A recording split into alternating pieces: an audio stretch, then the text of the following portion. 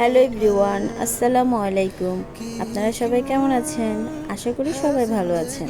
আজকে আপনাদের ছোট্ট জাহানকে নিয়ে আমরা সি বিচে ঘোরার জন্য আসছি। আর ও এখানে আসার পর তো অনেক খুশি। জাহান সাগর দেখতে অনেক পছন্দ করে। আর শুধু তাই না, পানিঘাটতেও ভালোবাসে।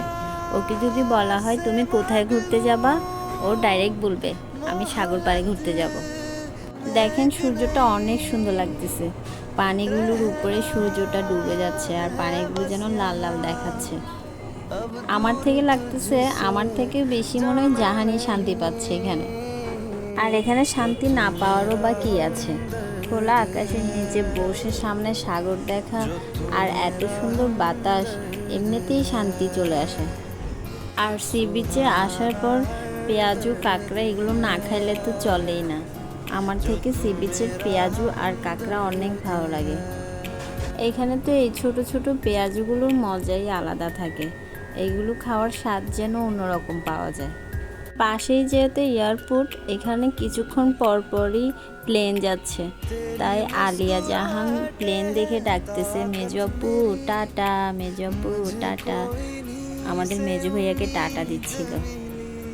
ও যে কোনো প্লেন দেখলেই মনে করে ওইখানে মেজো ভাইয়া সেজো ভাইয়া আছে, তাই টাটা দিবে আর ডাকবে।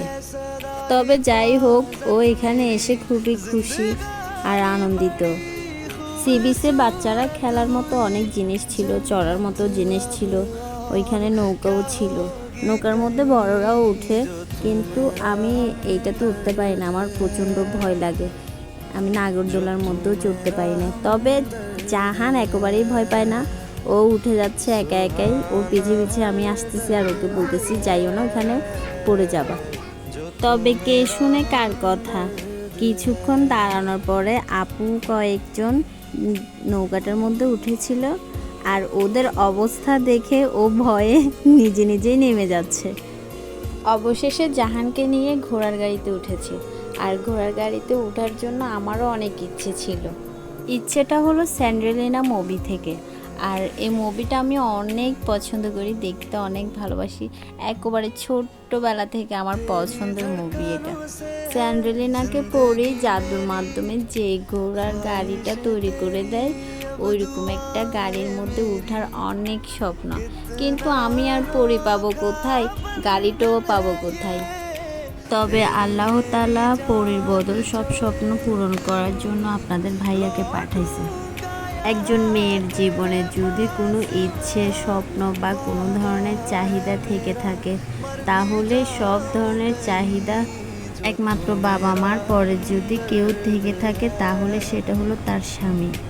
সে যেমনই হোক না কেন, সবসময়ই চেষ্টা করে তার স্ত্রীর ছোট ছোট সব ধরনের চাহিদা পূরণ করার জন্য, সব সময় তার ইচ্ছেগুলোর পাশে থাকার জন্য। সো এভরিওয়ান, আজকে এই পর্যন্ত। সবাই ভালো থাকবেন, সুস্থ থাকবেন। আল্লাহ হাফেজ। दूर तुझसे जाना नहीं, जो तू मेरा हमदर्द है।